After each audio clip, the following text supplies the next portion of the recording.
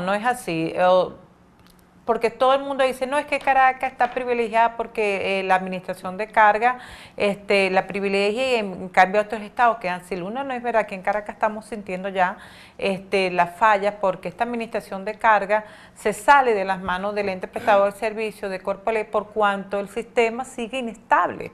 Entonces tú no puedes esa administración de carga hacerla y privilegiar a uno y a otro porque ya el sistema está de más de colapsado y no puedes administrar esa carga porque el sistema está endeble, las estaciones, subestaciones, transformadores no están al 100% y por supuesto esa energía no va a llegar con fluidez a tus hogares. Entonces ya se está viendo en Caracas cada día, por ejemplo, la semana pasada hubo parroquias, como lo señalé, el Valle, Coche, Caricuao, 23 de enero, la parroquia Sucre, la parroquia San Juan, 11, 12, 16 horas sin luz.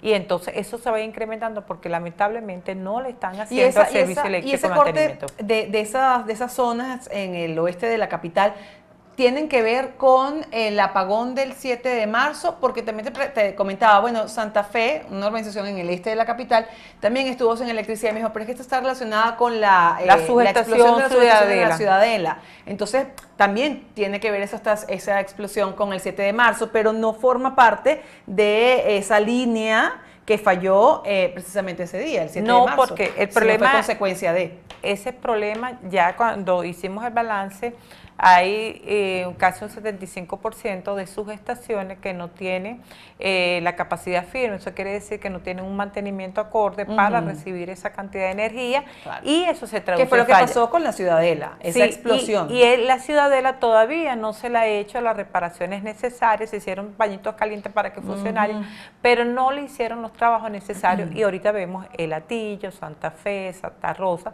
con problemas de luz porque no se trató bien esa subestación. Pero no se trató bien, ¿por qué? Porque no estaban las dos cosas, no hay técnicos, y los repuestos, exactamente. El mantenimiento no es solamente cortar la corte y poda, la sustitución, sino el cableado, mantenimiento del aceite, el repuesto necesario, y eso no se hizo.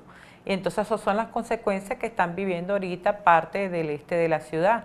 Y en el interior del país, cuando hablamos del Zulia, que es el estado que está realmente, la situación que están viviendo es terrible, tener 4 o 6 horas con luz, porque no, y los que están funcionando en el día es porque tienen plantas, por ejemplo, los organismos, Ministerio Público, la Gobernación, la Alcaldía, porque tienen su planta, pero no todo el mundo tiene planta. Y algunos comercios que todavía sobreviven precisamente por las plantas eléctricas, pero es luz privada. ¿Y cuánto te dura privado? ¿Y cuánto te dura una planta eléctrica? Entre 4 a 8 horas, dependiendo. Y esa planta, y la falta de combustible, entonces necesita se suma combustible, a esto, que estamos viendo que en el interior del país la crisis del combustible es todavía peor a la de Caracas, que ya también se comienza a sentir. Claro, por ejemplo, ya en algunas ciudades están colocando con número de cédula. Aquí en Caracas sigue lo que llama la gente el privilegio, que Caracas está maquillada con respecto a la gasolina, pero llegará un momento que también nos va a tocar. ¿Qué pasa entonces, por ejemplo, en el estado Zulia, que depende de plantas eléctricas privadas y las plantas y termoeléctricas del estado? ¿Qué pasa si no tienen el combustible para precisamente alimentar esas plantas? No puede funcionar y el comercio está paralizado. Ya se está comenzando a ver fallas en plantas por falta de combustible. Total. El estado Zulia es una cosa de lo que nosotros digamos aquí, otra lo que se palpa y se vive allá. Las 4 horas que logran tener luz aprovechan para cargar los celulares, para poder comunicarse, para que el agua llegue a sus hogares, para poder estudiar, buscar lo que es la educación. Vimos como los estudiantes tienen que presentar exámenes aprovechando la poca luz que hay, la luz solar. Entonces, ¿cómo progresa un país así? Y lo más lamentable, el gobierno mintiendo, Ana Virginia, porque no es verdad que en un mes, 15 días van a tener luz. Primero Primero nos dijeron que era desde marzo, que eso era cuestión de 15 días, ya estamos en el mes de junio y todavía siguen. Tienen que hacerse los trabajos en conjunto. Yo no veo por qué no se llama al Colegio de Ingenieros, a la Asociación de Colegios de Ingenieros, para tratar este tema y buscar una solución, porque eso nos está afectando a todos.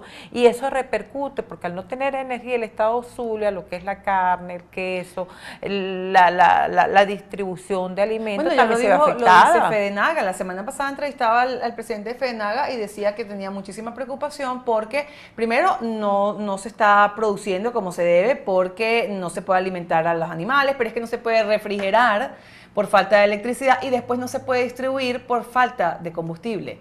Y eso va a comenzar a impactar al centro del país, sobre todo en los próximos días. Ya está impactando, Ana Virginia, ya está impactando porque los estados productores no pueden hacer el sistema de riego porque no tienen agua y no tienen agua porque no tienen el bombeo.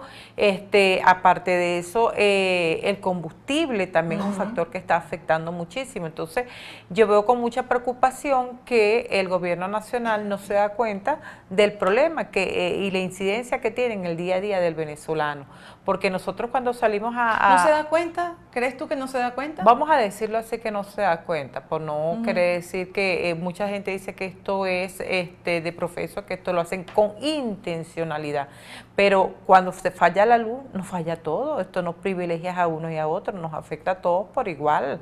Entonces yo creo que se tiene que buscar, se tiene que sentar de una vez para buscar una solución, porque no se está haciendo. Claro, cuando dices sentar una solución, a buscar una solución, y dices, me extraña que no hayan llamado todavía al Colegio de Ingenieros. Ahí el punto está en que probablemente no quieren que se sepa la dimensión de la falla y cómo no se ha resuelto de hace casi 3 meses para acá. ¿Podría ser esa la causa? Nosotros tenemos un informe que nos dieron el año pasado sobre la situación de las plantas termoeléctricas y de la hidroeléctrica, que alertamos.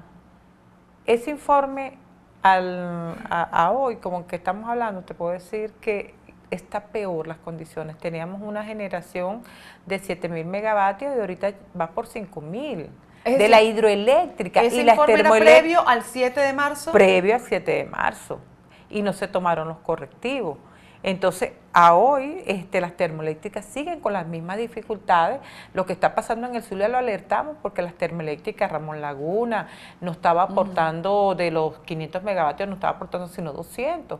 Y ahorita el Zulia está funcionando con 400 megavatios cuando debe funcionar con 1.600. O sea, tenemos un déficit de 1.200 megavatios. De la mitad. Sí, menos de la mitad. Vamos a hacer una pausa y seguimos hablando sobre este informe porque justamente te iba a preguntar qué información manejan ustedes que conocen el tema eléctrico. ¿Cómo estamos con respecto a el 7 de marzo, ese fatídico 7 de marzo que todos los venezolanos recordamos con horror y con terror, nada más que se vuelva a repetir, y antes de esa fecha? Seguimos conversando con Aixa López, presidenta del Comité de Afectados por los Apagones. Ya volvemos.